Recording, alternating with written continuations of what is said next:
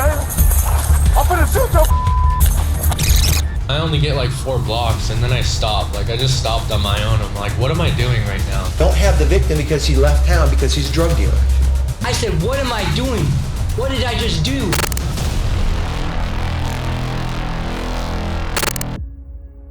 We kick things off in the courtroom of Judge R.W. Buzzard at the Lewis County Courthouse in Chehalis, Washington. The judge concludes a matter with the 4 defendants seated to his right. Among them are Tanner Jacobson, facing charges of reckless driving and driving with a suspended license, and Cody Howard, who is accused of more serious offenses: second-degree burglary, first-degree trafficking in stolen property, a third DUI, and 2 outstanding warrants for failing to appear in court. The atmosphere is tense as the judge prepares to address the remaining cases. Neither of them has any intention of staying. Judge Buzzard reacts swiftly and springs into action. The 2 escapees, despite their handcuffs and issued prison sandals, are on the move.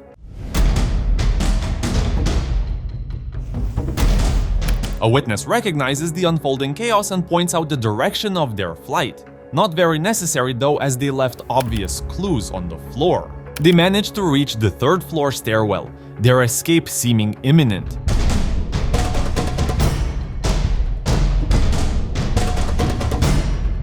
The descent to the 2nd floor brought them closer to freedom, but Judge Buzzard is gaining ground, particularly on the defendant struggling with a lost sandal. With a determined tackle, the judge brought the lagging escapee down just outside the building's exit. Moments later, 2 deputies apprehended the fallen defendant and returned him to custody. The other defendant was captured a short distance away. Second-degree escape charges were added to the rap sheets of both defendants. One can't help but wonder what kind of calculus led them believe this was a sound decision. Here's what they said. We were sitting there on the benches together and he's like, I'm gonna run. I said, what am I doing? What did I just do? I gotta go with it now. There's nothing, I can't stop right here. There's nothing I can do now. I'm screwed. I only get like 4 blocks and then I stop. Like I just stopped on my own. I'm like, what am I doing right now? It was just a split second like decision. I don't even know why I did it. Like I would be out of here if I wouldn't have ran.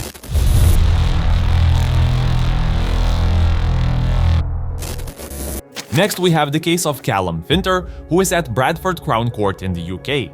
He's here to support his 17-year-old friend, who is currently on the other side of this door and is about to attempt an escape. His friend has just been sentenced to 21 weeks in custody for the theft of a mobile phone. Watch closely as Finter presses the button to open the automatic door, increasing his friend's chances to flee.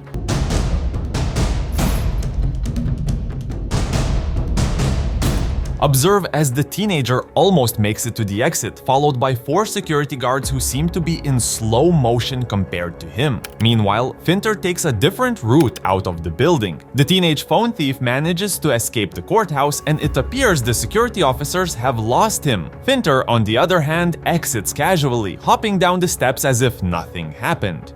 The teenager was on the run for 2 days before being arrested and received an additional 6-month jail sentence for the escape. Finter pleaded guilty to aiding and abetting his friend's escape and was sentenced to 3 months in jail.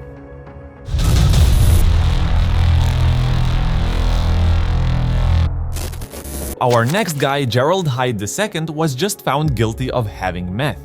They were taking him back to jail after the judge said he was guilty. It happened in Benton County Justice Center in Washington State. Initially, nothing seemed to be out of normal.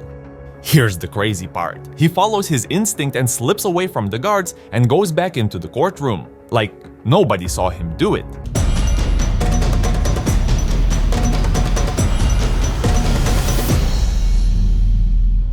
Then he takes off his jail shirt and uses it to hide his handcuffs.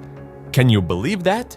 He runs down the hallway, looks around quick, and then just takes off. He's really got his act together. He ditches his orange jail shoes and keeps going without shoes through the whole courthouse. He runs through the lobby and right out the front doors. And the craziest thing? Nobody seemed to notice a thing. But his little adventure didn't last long. The cops found him hiding at a friend's place just 2 hours later. Talk about a quick getaway and an even quicker comeback.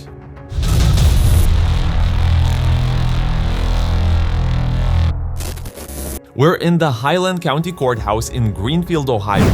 Another place where justice is supposed to happen. Well, not this time. Right there on the edge of the screen, you see those deputies grabbing Nikolas Garrison. He's 34 and just got nailed for having meth. No big surprise, right? But here's where things get crazy. This guy's got another kind of speed, and I don't mean the drug. Watch this. 3 seconds and...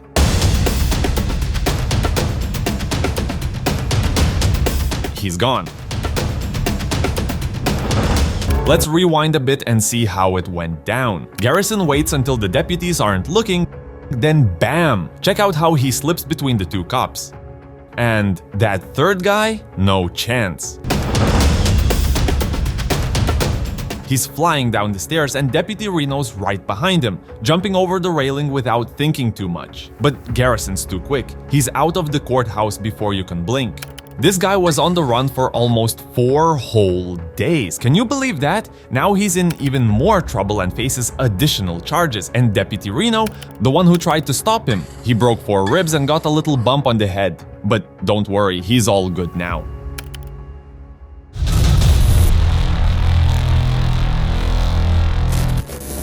Next, we have Rashad Hawkins, who is in courtroom on the 2nd floor of Meigs County Courthouse in Tennessee. They just told him he's going to jail because he didn't pay child support. So they're about to take him to jail, right? But wait for it. Before the cops can grab him, he exits the courtroom and does this crazy thing. He jumps over this railing and is hanging there for a second. The officer does not seem to understand the seriousness of the situation. Look at the legs dangling down from up there. And boom! He just hops down like it's nothing, and he takes off running. People from downstairs start coming to see what's going on, but Hawkins is already gone. This guy was on the run for almost 3 weeks. Can you imagine? They finally caught him over 200 miles away, and now he's got a whole bunch of new problems. Not only does he have to deal with that old child support thing, but he's also in trouble for criminal trespassing, attacking an officer, and resisting arrest.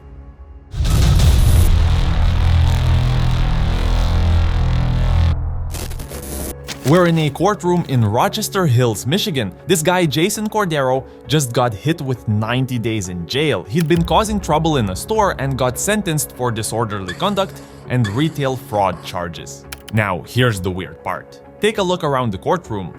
No court officers. The judge tells Cordero to sit tight and wait for one to come pick him up, and just when the deputy enters the court, Cordero was like, "Nope, not today," and walks right back out.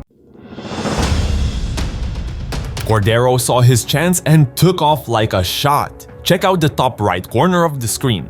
There he goes, sprinting out of the courtroom and across the street. The court officers finally realized what was happening and chased after him, but it looked like Cordero might actually get away. They were hot on his heels though, and they caught up with him hiding in the woods about 10 minutes later. Things have gotten worse for Cordero, as now he is additionally charged with escaping lawful custody and resisting and obstructing a police officer.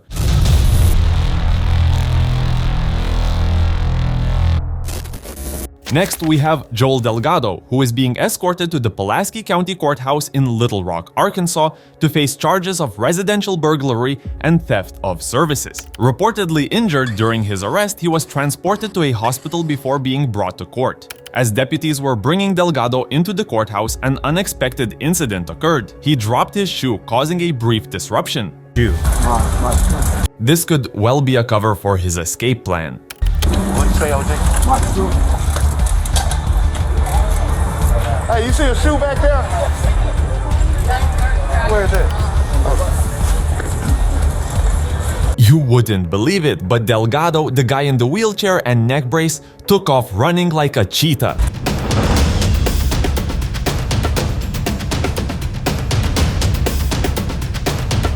He suddenly dashes across the street and down an alley. Oh, I'ma catch you, baby. I'm finna shoot your. Unable to keep up, the deputy scours the streets in search of the suspect. Hey, can you call the police for me? Call the police for me. Call the police. What way it go? Went straight through the alley and cut that way. What you Your need? phone. My damn radio came. And I tried to get him. Hello? The wheelchair dude got up and ran. Yeah. I couldn't catch this. The wheelchair dude. I couldn't catch him. Hell. With a sense of defeat, the deputy walks back to the courthouse. The wheelchair dude ran. He had a neck brace on and all that. Did you really? Yeah. Didn't need that wheelchair very much, did he? Hell no. He then catches up with his colleague and shares the rather funny situation. Dude ran, man. Dude ran. Man, yeah. What? He took off? Yeah, I couldn't catch that dude. He jumped the rail. It's on my camera, bro. Oh, what's that, man? He jumped the rail, kicked his shoe had came off. I been down to get his shoe. He just ran. Took off on you, man. Yeah. Should have had curbed him to the wheelchair. The suspect didn't stay free for long. Cops caught him a few hours later. He said he was hurt and couldn't walk, but they didn't buy it this time. Now he's looking at another charge for trying to escape. Reportedly, Delgado has maintained his innocence on all counts.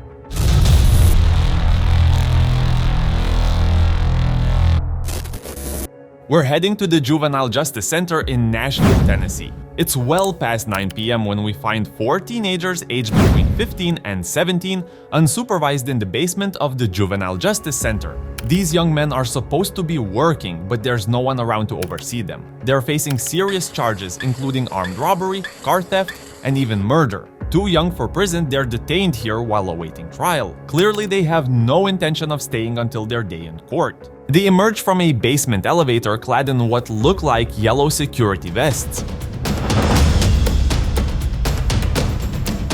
One of them starts down the hall but changes his mind, joining the others heading upstairs.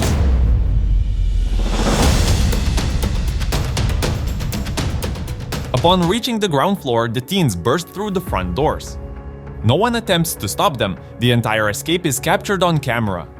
For now, they've vanished into the night. All 4 escapees were eventually apprehended and face additional charges. It was later revealed that the teens likely had inside help. 2 employees were fired and arrested for aiding the juveniles in their escape.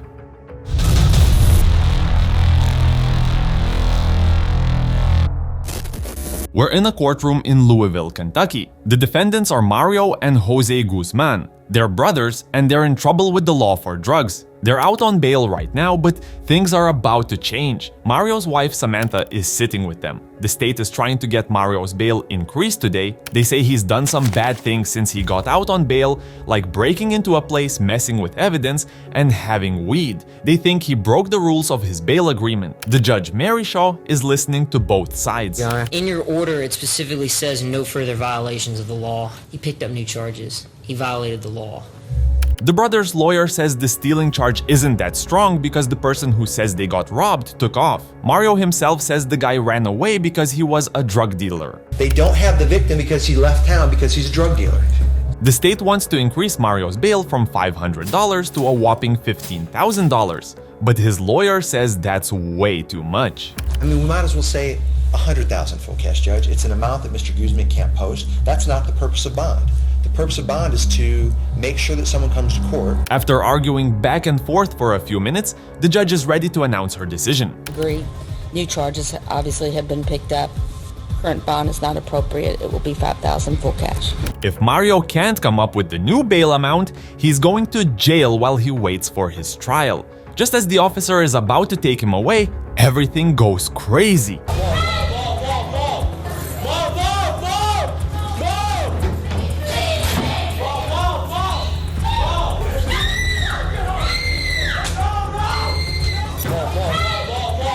In a desperate attempt to escape, Mario rushes to the door.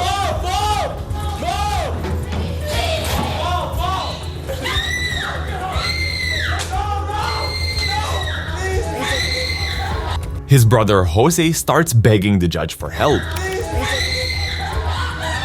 okay. He's okay. When the officer shocks Mario with the taser, his wife Samantha completely loses it. The officers tackle Mario to the floor while Jose yells at him to stop resisting.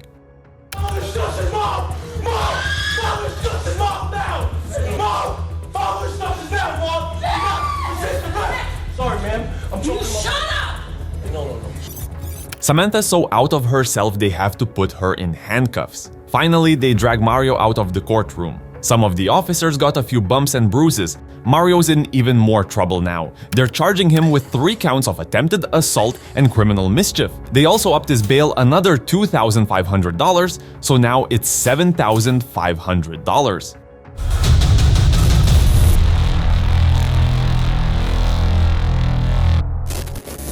Our next scene takes us to the Fayette County Justice Center in Fayetteville, Georgia. Here we find 24-year-old Ronard Neal facing a judge. Neal is in court to answer previous charges of theft and fleeing from police. However, there's a significant issue. He was supposed to be there yesterday but didn't show up. As a result of his absence, Judge Fletcher Sams has issued a bench warrant for his arrest. Officers are instructed to apprehend Neal immediately. But Neal's got other plans. He bursts into a neighboring courtroom filled with stunned spectators, crashing through and damaging a door in his frantic run.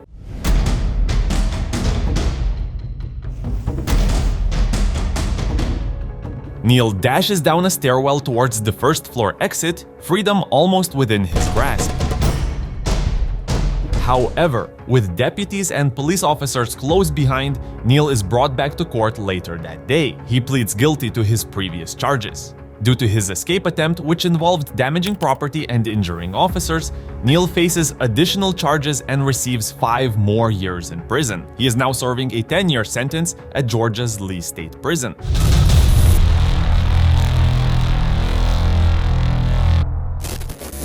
Diego Jose Zas Martinez, a defendant charged with the serious offenses of terroristic threats and stabbing a man, is among a group of individuals being transported from the courthouse to the county jail. Following his bond hearing, where a $100,000 bail was set, Zas Martinez is being escorted by deputies towards the prisoner transport bus. Despite being handcuffed, he manages to exploit a moment of distraction, seizing the opportunity to flee while his feet remained unrestrained.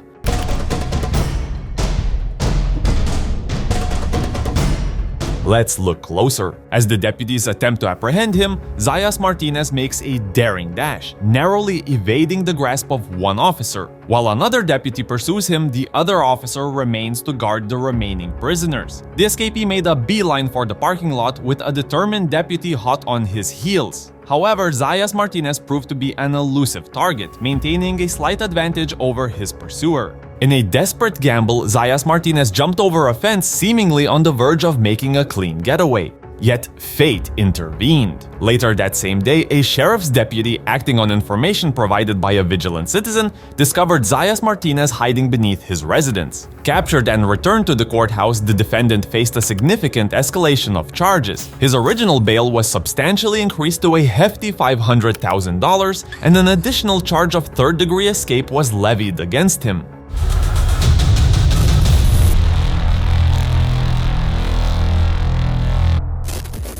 Our next case occurs in the 4th Judicial District Court of Spanish Fork, Utah. A judge presides over a series of arraignments, formal proceedings where defendants are informed of the charges against them and enter a plea. Among those awaiting their turn is 35-year-old Christopher Clay Rudd, seated on the sidelines of the courtroom. Rudd had been summoned to court for his failure to complete mandated drug treatment. Bound by handcuffs but unencumbered by leg shackles, he sat within a courtroom overseen by a bailiff and multiple officers. A lawyer approached the bailiff for a brief consultation before exiting the courtroom in the company of 2 officers. Simultaneously, another officer departed. A woman from the public seating area had risen and was now engaged in conversation with the bailiff. Every detail is carefully analyzed by Rudd. Viewer discretion is advised. The following content is a bit disturbing.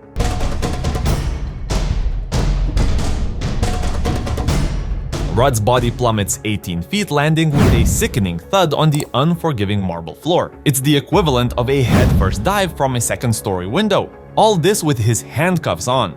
Security footage from the lobby captures the horrifying moment. The bailiff, with a desperate instinct for survival, lunges forward but is powerless to prevent the catastrophe. The physics of the situation are chilling. A 160-pound human body falling 18 feet is a deadly force. Though bleeding from a head wound, Rudd shows signs of consciousness. Within the courtroom, the judge maintains order as chaos erupts outside. Paramedics arrive on the scene. Rudd is rushed to the hospital with a broken leg, pelvis, and a fractured skull. As punishment for this audacious escape attempt, Christopher Clay Rudd is sentenced to 36 months of probation.